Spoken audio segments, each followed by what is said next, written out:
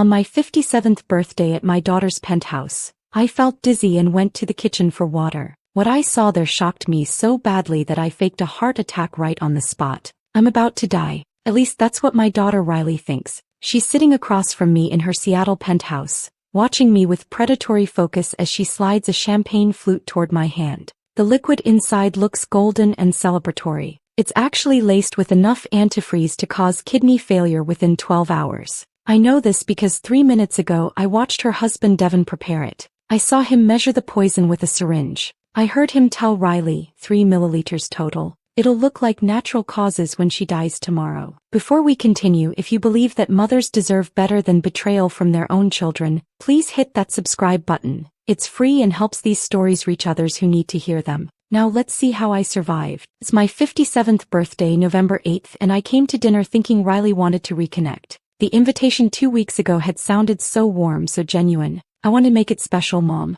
Just the three of us. I'll cook your favorite meal. What she actually meant was, I want to make it look like natural causes, Mom. Just the three of us. So there are no witnesses. The first dose was in the mimosa she handed me when I arrived. I noticed the strange taste, too sweet, chemical, but I drank it anyway because I wanted so desperately to believe my daughter still loved me. Now my head is spinning and my vision is blurred, exactly the way Devin planned. The disorientation was intentional. Make the victim weak and compliant before delivering the fatal dose. To you, Mom, Riley says, her voice honey-sweet and hollow. Happy birthday. Devin is leaning forward slightly in his chair, watching me with barely concealed impatience. They're $480,000 in debt. I found the statements last month. They're about to lose this penthouse, the luxury cars, the designer lifestyle they've built on credit cards and lies. They think killing me will solve everything. They think my life insurance policy and retirement account will save them. They have no idea that I own a $180 million commercial property portfolio,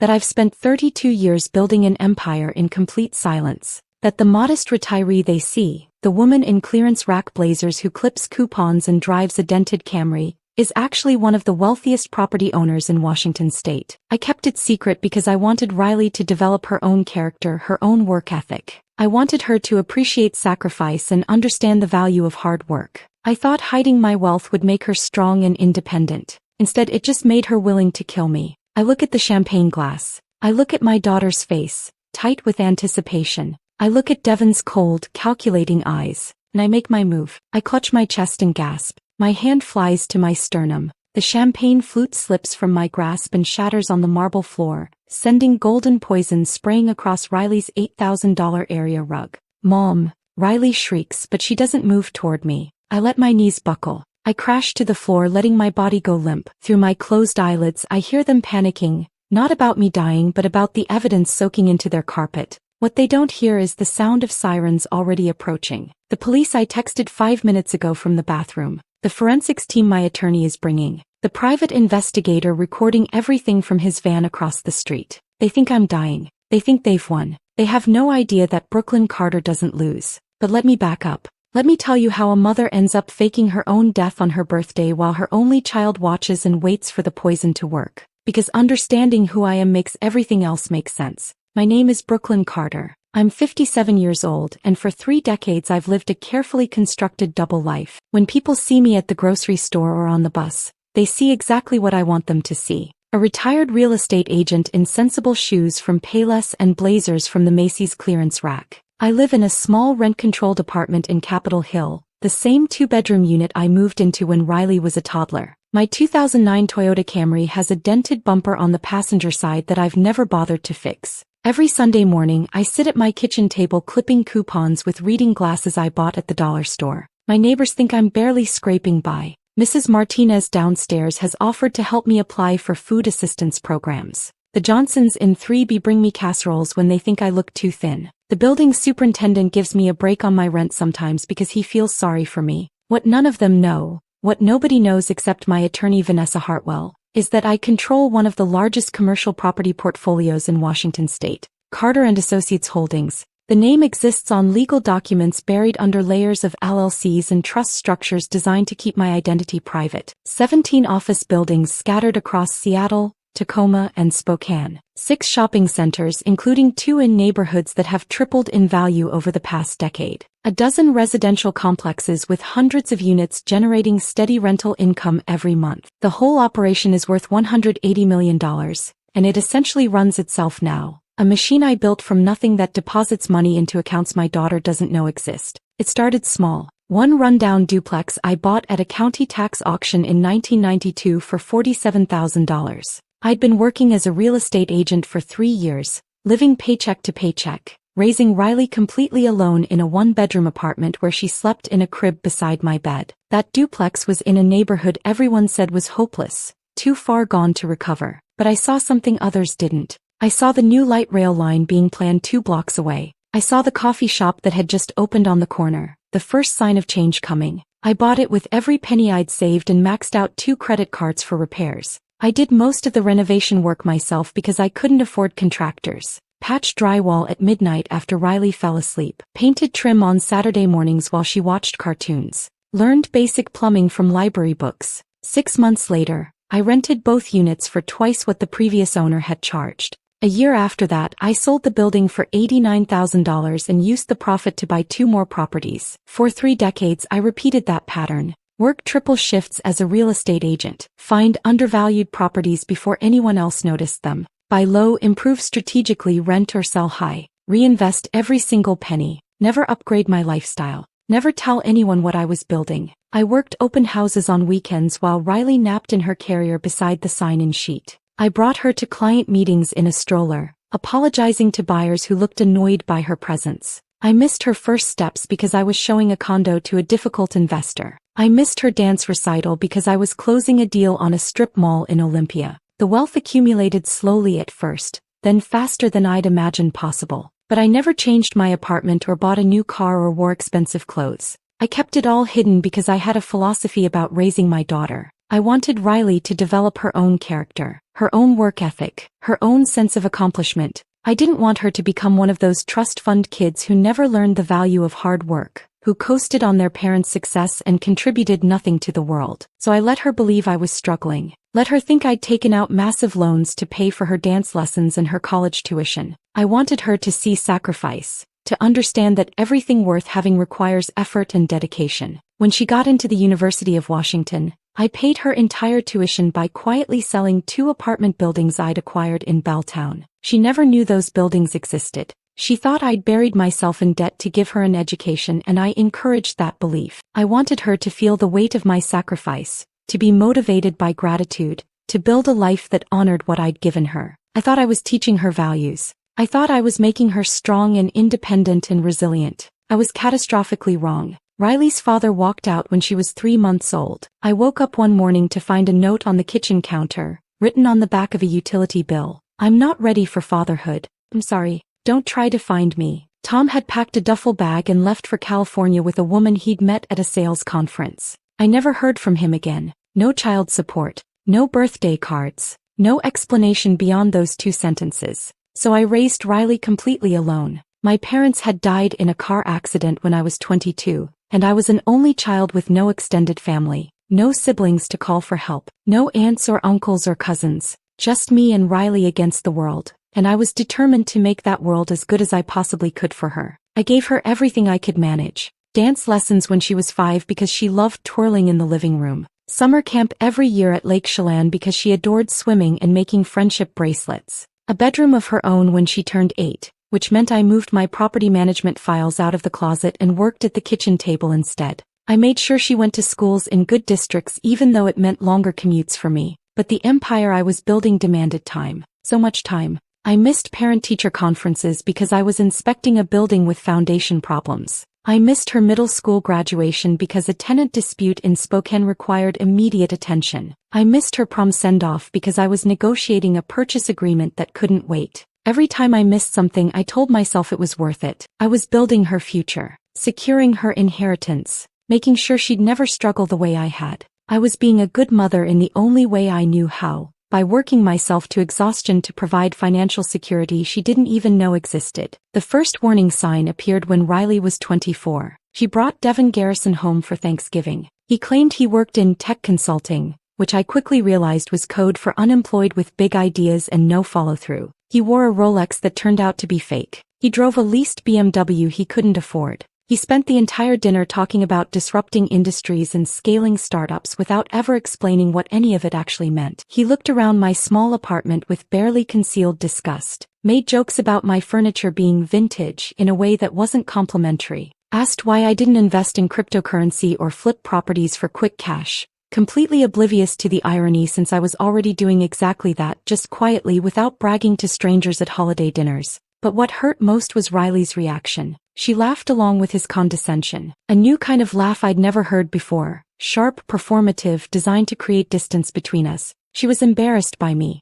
embarrassed by my modest apartment and my clearance rack clothes and my sensible life. When I pulled her aside in the kitchen and gently suggested that Devon seemed more interested in appearances than substance, she turned on me with genuine anger. "You're just jealous that I found someone successful. You've been alone your whole life. You don't understand what it's like to build something with a partner." The words stung deeply, but I convinced myself it was just normal mother-daughter tension. They got married 6 months later in a ceremony that cost $85,000. I found out later through my private investigator that the entire wedding was financed with credit cards. 12 different cards, all maxed out, all carrying interest rates above 20%. That's when the real distance started. Over the next 3 years, Riley's phone calls became less frequent. Her visits became rarer. She stopped asking how I was doing and started making pointed suggestions instead. Had I thought about downsizing? Should I consider selling the Camry? Maybe I should look into senior living communities with meal plans? She was trying to convince me to liquidate what she thought were my only assets so she could access whatever equity existed.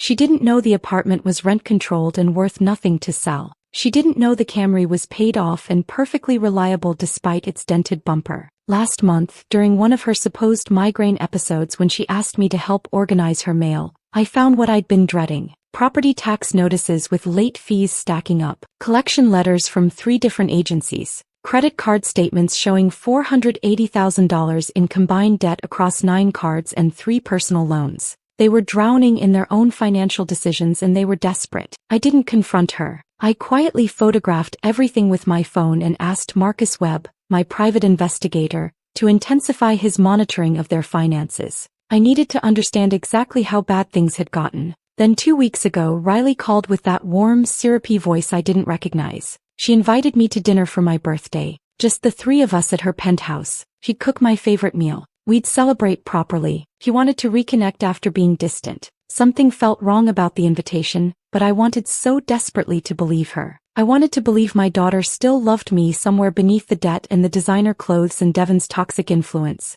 So I said yes. I accepted the invitation. I had no idea I was walking into a trap. Now here I am, lying on Riley's cold marble floor with my eyes closed, listening to her and Devon panic about the champagne I spilled. The poison meant to kill me is soaking into their expensive rug instead of destroying my kidneys. And the sirens are getting louder. The sirens are still distant, maybe 3 or 4 blocks away, but getting closer with every second. I stay perfectly still on Riley's marble floor, my body limp, my breathing shallow and irregular. Through my closed eyelids, I can hear Devon's footsteps, frantic, pacing back and forth across the living room. Why are there so many? His voice cracks with panic. Riley, did you call 911 yet? No. Riley's voice comes from somewhere near the kitchen. You said to wait. You said we had to make sure she was actually. Then who called them? The question hangs in the air. I can almost feel their paranoia thickening, their certainty crumbling. They're realizing something has gone terribly wrong with their perfect plan. But to understand how we got here, to this moment where I'm playing dead while my daughter panics about evidence, you need to know how this birthday dinner actually started. Because 5 hours ago I had no idea what was coming. 5 hours ago I still believed my daughter might love me. November 8th arrived cold and drizzly, the kind of typical Seattle weather that seeps into your bones. I took the bus to Riley's building because parking downtown costs a fortune and I've never believed in wasting money on unnecessary expenses. The number 10 dropped me off at First Avenue, and I walked the last 2 blocks with my umbrella fighting against the wind. Harbor Steps Tower rose above me like a glass monument to wealth I knew Riley and Devon didn't actually have. The lobby was all gleaming marble and modern art sculptures. Twisted metal pieces that probably cost more than most people's annual salaries. A massive chandelier hung from the ceiling, each crystal catching the light and throwing rainbows across the polished floor. The doorman looked up from his desk as I approached. His eyes swept over me, My practical raincoat from Target, my sensible shoes, my purse that had seen better days. His expression shifted from professional courtesy to barely concealed judgment. I could see the question forming in his mind. What is this woman doing here? I'm here to see Riley Garrison, I said, keeping my voice steady and polite. Penthouse 2207. His eyebrows lifted slightly, surprise flickering across his face before he caught himself. Of course. Name: Brooklyn Carter. Her mother. Recognition dawned, followed immediately by a careful neutrality that told me everything I needed to know. Riley had never mentioned me to the building staff, or if she had, it wasn't in any context that suggested pride or affection. Elevators to your left, he said, waving vaguely without looking up again. The ride to the 22nd floor felt endless. The elevator was lined with mirrors on 3 sides, and I caught my reflection from multiple angles. A woman who looked every year of her 57, gray hair that needed touching up, lines around her eyes from decades of stress and sleepless nights. I straightened my collar and told myself it didn't matter what I looked like. This was my daughter. She'd invited me here. She wanted to reconnect. The elevator chimed and the doors slid open onto a small private hallway with only 2 doors. Riley was standing outside the left one, and for a moment, just a flash, I saw the little girl she used to be. The one who'd run to meet me at the door after work, throwing her arms around my legs and chattering about her day. Then the moment passed. The woman in front of me was a stranger wearing my daughter's face. Mom. She stepped forward, her arms opening for a hug. She was dressed in a silk blouse the color of champagne and designer jeans that still had those crisp creases down the front from being recently purchased. Her hair was styled in loose waves that probably cost $200 at a salon. Diamond studs, or what I assumed were meant to look like diamonds, glinted in her ears. The hug felt wrong. Too brief, too stiff, like she was embracing someone for a photograph, holding the pose just long enough for it to count before pulling away. Happy birthday, Mom, she said, but her eyes were somewhere else. They flicked past me toward the elevator, then back, then toward the open door of her penthouse. Distracted, calculating, like she was checking off boxes on a mental list. Thank you for inviting me, I said, meaning it despite the awkwardness.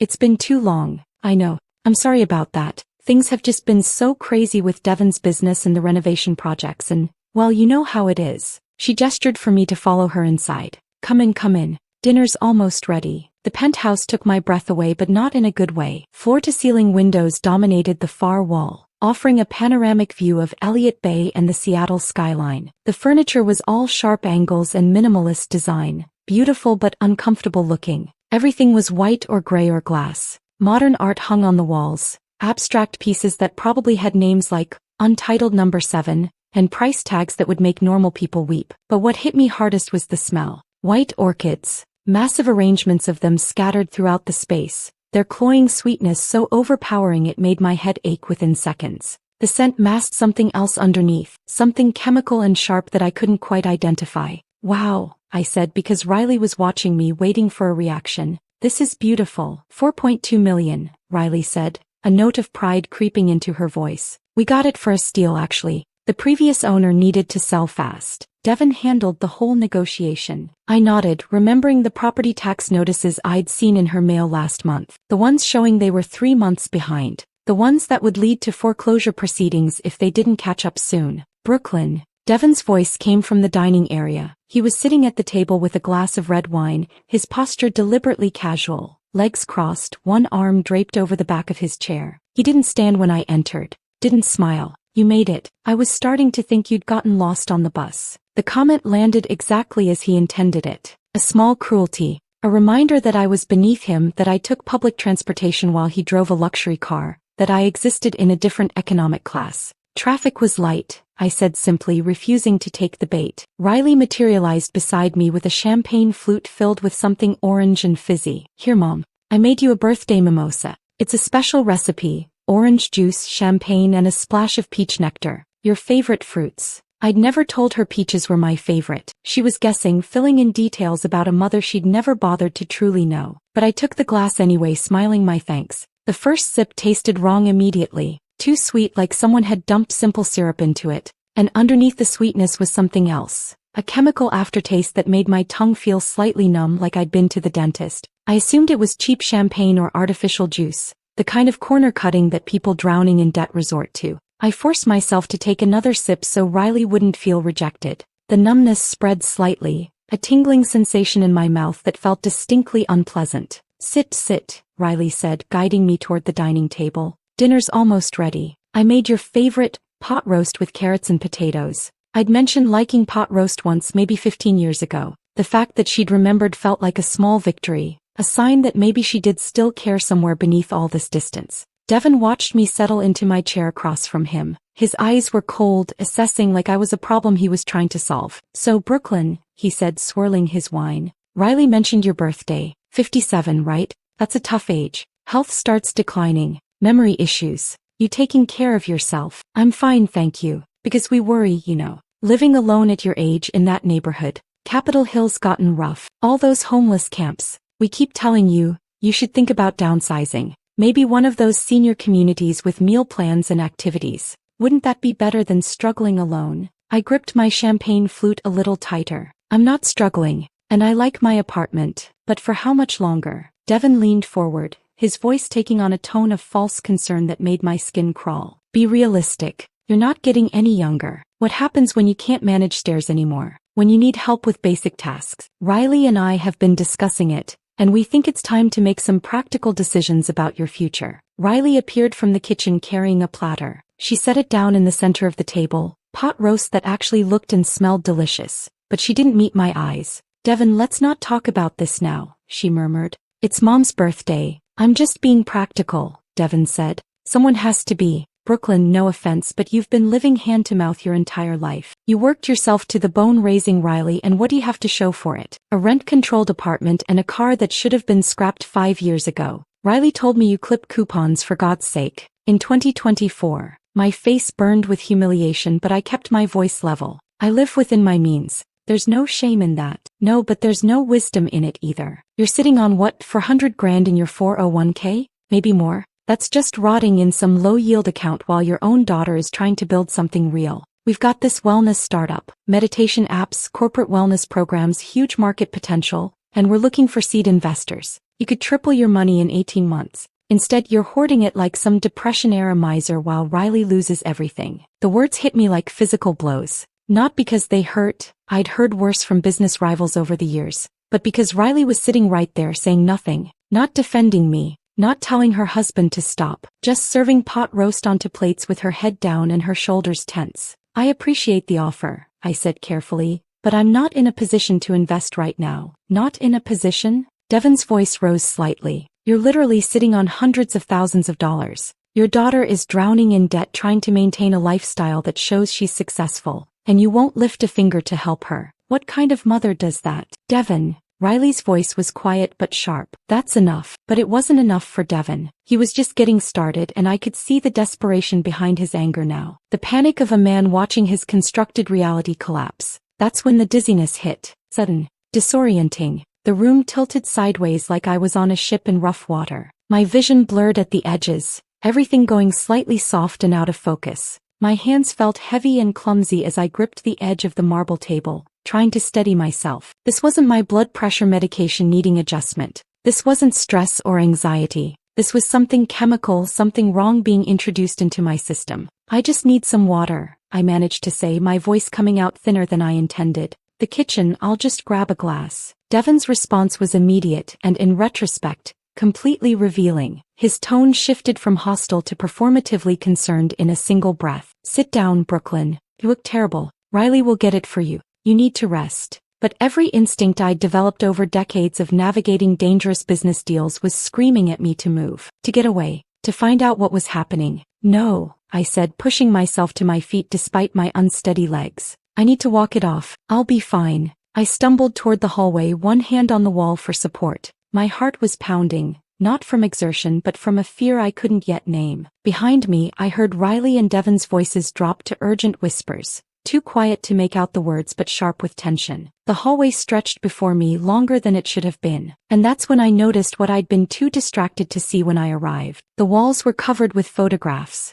enormous black and white prints in expensive frames. Riley and Devin at what looked like a charity gala, both in formal wear, champagne glasses raised. Riley and Devin on a yacht, the Mediterranean coastline behind them. Riley and Devin in ski gear at some resort, mountain peaks in the background. Every single image showed wealth and status they didn't actually possess. Every frame told a story of success built entirely on borrowed money and lies. But what broke my heart was the absence. Not a single photograph included me. Not one image from Riley's childhood. Not the picture from her college graduation where I stood beside her in my thrift store suit, so proud I could barely speak. That photo used to sit on her bookshelf in her first apartment. She'd kept it for years. Now it was gone. Erased. Like I'd never existed. Like the sacrifices I'd made, the life I'd built for her, meant nothing compared to these carefully staged images of a fake life. My legs carried me forward, but my heart was breaking with each step. The dizziness was getting worse, my vision narrowing at the edges.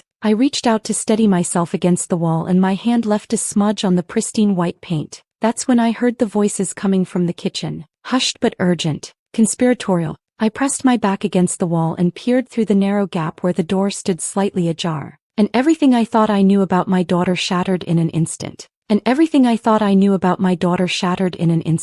the 3-inch gap in the kitchen door, I could see Devon standing at the center island. The recessed lighting cast sharp shadows across his face, making him look like something from a nightmare. In front of him sat my champagne flute, the one I'd left on the coffee table in the living room when I'd excused myself. But it wasn't alone anymore. Beside it sat a small amber vial. No label, no prescription information, just dark glass catching the light. Next to that was a graduated syringe, the kind with precise measurement markings etched along the side. The kind you'd use in a laboratory, or the kind you'd use if you needed to get a dosage exactly right. My breath caught in my throat, creating a small sound I immediately regretted. I pressed myself flatter against the hallway wall, praying they hadn't heard. Devon was holding the vial up to the light, examining it with the clinical detachment of someone conducting a science experiment. Not the nervous energy of someone about to commit murder. Just cold, calculated focus. Riley stood by the farmhouse sink on the far side of the kitchen. Her back was to me, but I could see her hands gripping the granite countertop, her knuckles bone white from the pressure. That Cartier bracelet Devon had given her for their 2nd anniversary, the one that had probably added another $15,000 to their debt, caught the light and sparkled with obscene cheerfulness. "How much did you already give her?" Riley's voice was barely above a whisper, but the kitchen's marble surfaces and steel appliances created perfect acoustics. Every word carried to where I stood frozen in the hallway. My mind was screaming at me, "Run, call the police, do something," but my body wouldn't respond. I was paralyzed by the absolute impossibility of what I was witnessing. This couldn't be real. This couldn't be my daughter discussing. "0.5 milliliters in the mimosa," Devon said, and his tone was so matter-of-fact it made my stomach turn. Like he was explaining a cooking measurement. Like this was a recipe he'd followed before. Just enough to make her disoriented and compliant. "The antifreeze is sweet, masks itself in orange juice perfectly." She didn't even hesitate when she drank it. Antifreeze. The word echoed in my skull. The chemical taste I'd noticed. The strange numbness in my mouth. The dizziness that had come on so suddenly. They'd already poisoned me. "Now we finish it with the champagne," Devon continued, unscrewing the vial cap with steady hands. 3 milliliters total. That's the key. Not too much that it's obvious, but enough to guarantee results. CDC toxicology reports are very specific about ethylene glycol. For someone her size with her blood pressure issues, 3 milliliters will cause acute kidney failure within 8 to 12 hours. Looks exactly like natural causes. He began drawing liquid from the vial into the syringe, pulling the plunger back with practiced precision. The clear fluid filled the chamber slowly, measured and deliberate. Riley's shoulders were shaking. For a moment I thought maybe she was crying. Maybe some part of my daughter was still in there, horrified by what they were planning. Then I realized she wasn't crying. She was just trembling with nerves. "What if someone orders an autopsy?" Riley asked, her voice tight and high-pitched. "What if they test for it?" "They won't." Devon's confidence was absolute. He held the syringe up to the light, checking the measurement. "Think about it logically. She's 57 years old. She has documented hypertension. Her medical records show she's non-compliant with her medication. I checked when I accessed her patient portal using that password reset trick. She just had a heavy meal with wine and rich food. When an overweight, hypertensive woman in her late 50s dies suddenly after dinner, the automatic assumption is cardiac event or kidney failure." He positioned the needle over my champagne flute and slowly injected the contents, his hand perfectly steady. The clear liquid disappeared into the golden bubbles without a trace. "Plus," Devon continued, setting the empty syringe down and swirling the glass gently, "she has no siblings, no close friends. You told me yourself she burned those bridges years ago being obsessed with work. No one's going to demand additional testing. No one's going to question the narrative we provide. We're her only family. We control the story. The casual cruelty of his words was breathtaking. He'd thought through every angle, anticipated every question, prepared answers for every potential complication. This wasn't impulse. This was a plan. A detailed, researched, carefully constructed plan to murder me and make it look like natural causes. We just need to make sure she drinks it all, Devon said, examining the champagne flute with satisfaction. Once we get her back to the table, we pour this and make a toast. Birthday celebration. She'll drink it because she's desperate for your approval, desperate to believe you still care about her. Then we wait. How long? Riley's voice was so quiet I almost didn't hear it. The preliminary symptoms start in 4 to 6 hours. Nausea, confusion, increased heart rate. We'll act concerned, offer to call for help, but she'll probably insist she's fine. You know how she is, never wants to be a burden. By the time she gets really bad, she'll be home in that apartment, alone. She'll probably call 911 herself when the pain gets unbearable, but by then it'll be too late. Kidneys will be shutting down. Even if they figure out it's poisoning, there's no way to trace it back to us. But murder, Devon. Riley finally turned away from the sink. I could see her face now, pale and drawn. We're talking about murder. She's my mother. For one desperate, agonizing moment, I thought she might refuse. I thought I might see some spark of the little girl I'd raised. The one who used to wrap her arms around my neck and whisper, "I love you, Mommy," before bed. The one who'd made me Mother's Day cards with crayon drawings and crooked hearts. But Devon stepped toward her, his expression hardening into something cold and frightening. "She's an obstacle," he said, and each word felt like a knife. "Look at our situation, Riley. Really look at it. We're 6 weeks from foreclosure. The credit cards are maxed. The car payments are 2 months behind. Your business failed. My business failed. We have nothing except this penthouse we can't afford and a lifestyle we can't maintain. But killing her isn't killing. It's survival." Devon grabbed Riley's shoulders, forcing her to look at him. "She's 57. She's lived her life. A mediocre, small, meaningless life, but she lived it. We're 35 and 37. We have decades ahead of us. Decades that will be spent in bankruptcy and shame and poverty unless we do something drastic right now. The life insurance is only $400,000, Riley said weakly, plus whatever's in her retirement accounts, plus the equity in that apartment when we force a sale, plus whatever else she's hiding. I guarantee you there's more. She's been squirreling away money her whole life like some paranoid Depression-era hoarder. Once we have power of attorney, we can access everything. Liquidate it all. She'd never give us power of attorney. She won't have to." Devon's smile was cruel and knowing. "Once she's incapacitated from the kidney failure, we petition the court for emergency medical guardianship. Given her condition and the fact that we're her only family, it's automatic. Then we make the compassionate decision to remove life support if it comes to that, and we inherit everything."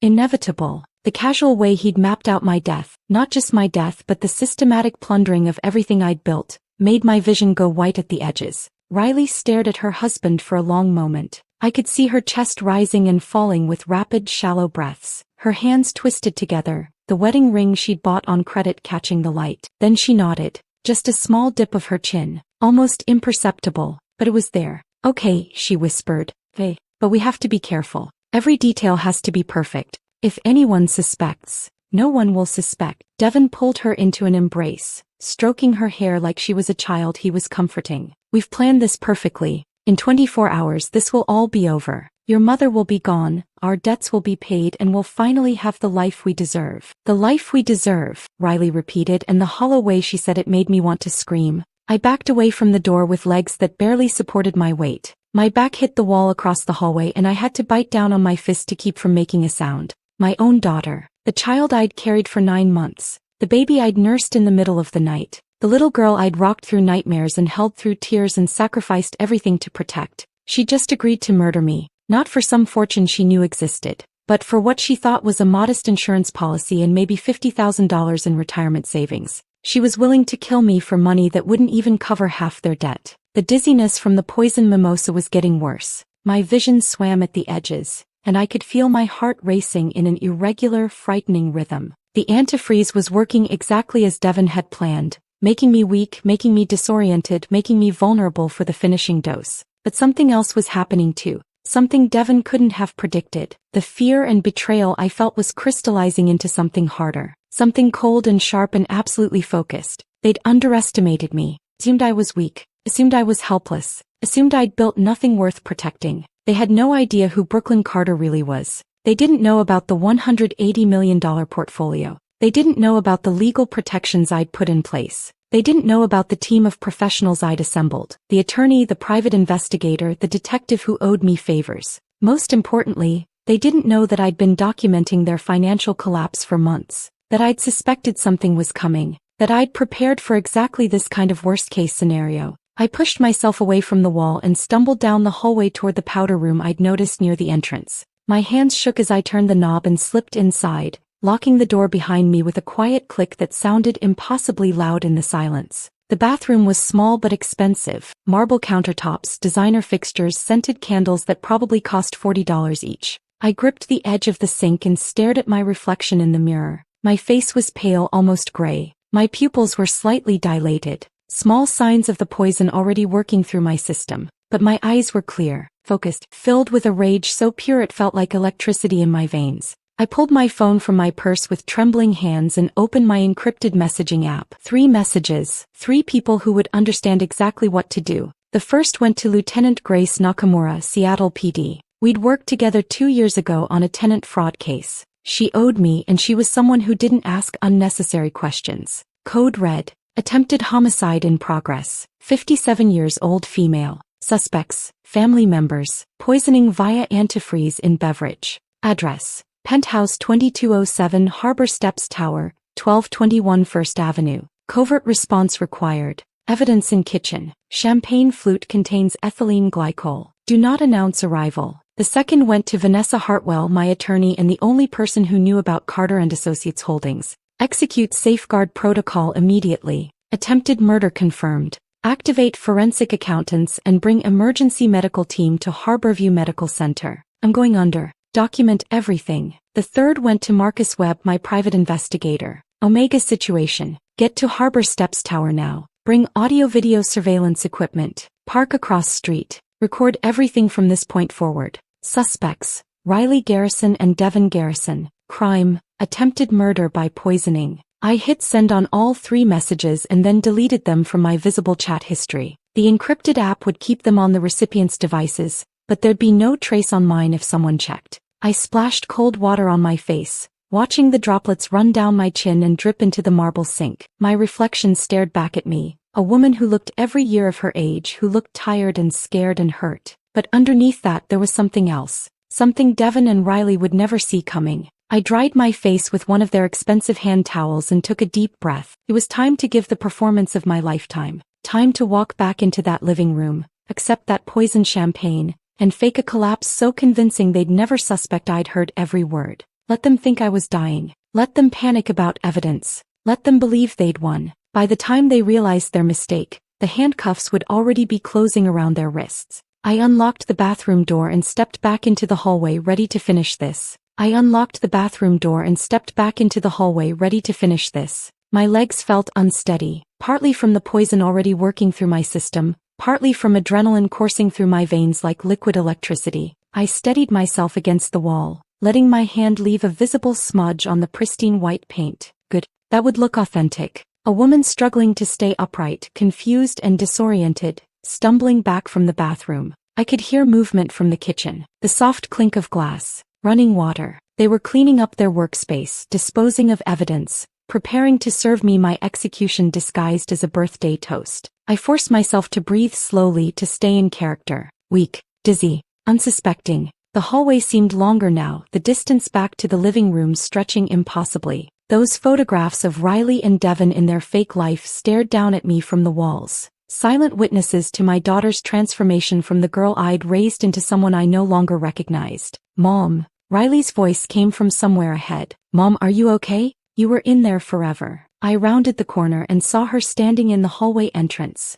backlit by the living room's expensive lighting. For a split second she looked genuinely concerned. Her eyebrows were drawn together, her mouth set in a small frown. Then I saw her eyes flick past me toward the bathroom, calculating whether I'd heard anything or seen anything I shouldn't have. I'm okay, I managed, making my voice thin and breathless. Just felt a little dizzy. I think maybe I need to sit down. Of course. Riley moved toward me quickly, taking my arm with a grip that was just slightly too tight. Come on, We poured you fresh champagne. It's the good stuff, Veuve Clicquot. Your favorite, remember? I'd never told her Veuve Clicquot was my favorite. I rarely drank champagne at all. She was filling in blanks, constructing details about a mother she'd never bothered to actually know. The casual invention should have hurt, but I was past hurt now. I was in survival mode. That's so thoughtful, I said, letting her support more of my weight than necessary. I shuffled my feet slightly, sold the image of a woman on the edge of collapse. You didn't have to go to so much trouble. It's your birthday, Mom. You deserve something special. The words were hollow, recited without meaning, like dialogue from a script she'd memorized but never understood. We entered the living room and there was Devon standing by the sofa. He'd composed himself since I'd overheard them in the kitchen. His face was arranged in an expression of polite concern, though his eyes remained cold and watchful. In his hand was a fresh champagne flute, the liquid inside catching the light from the floor-to-ceiling windows. Golden, sparkling, beautiful, deadly. Brooklyn, he said, his voice smooth with false warmth. You look terrible. Here, sit down before you fall down. He gestured to the sofa with his free hand while keeping the champagne flute carefully level in the other. Riley was just telling me how worried she is about you. This dizziness, has this happened before? Maybe we should call your doctor. The performance was almost impressive. If I hadn't heard him discussing my murder in clinical detail 10 minutes ago, I might have believed he actually cared. No, doctor, I said quickly, letting Riley guide me to the sofa. I just need to sit for a minute. It's probably just my blood pressure medication. Sometimes if I don't eat enough during the day, it makes me lightheaded. Well, you need to take better care of yourself. Devon pressed the champagne flute into my hand, his fingers lingering just a moment too long to ensure I had a firm grip. Here, this will help. Sugar and bubbles. It'll get your blood sugar up. The flute felt impossibly heavy in my hand. Or maybe that was the weight of knowing what it contained. 3 milliliters of antifreeze, carefully measured and dissolved into expensive champagne. Enough to cause kidney failure within 12 hours. Enough to kill me slowly while they watched and waited and pretended to care. I looked down at the golden liquid. Tiny bubbles rose to the surface in delicate streams, bursting when they reached the air. It looked exactly like what it was supposed to be. A celebratory drink, a birthday toast, a gesture of love from family. Then I looked up and saw Riley perched on the arm of the sofa beside me. Her body was rigid with tension, every muscle tight. She wasn't blinking. Her breathing was shallow and rapid, her chest rising and falling too quickly. She was staring at the champagne flute in my hand with an intensity that would have been alarming if I hadn't known exactly what she was thinking. She was waiting for me to drink, waiting for me to seal my own fate, waiting for the moment when the poison passed my lips and the countdown to my death began. Devon had positioned himself slightly behind me, close enough that I could smell his cologne. Something expensive and cloying that probably cost more than my monthly grocery budget. He was watching too, though he was better at hiding it. His expression remained concerned and attentive, but I could feel his focus laser-locked on my hands, on the glass, on whether I was going to drink. To you, Mom, Riley said suddenly, her voice pitched too high, too bright. Happy 57th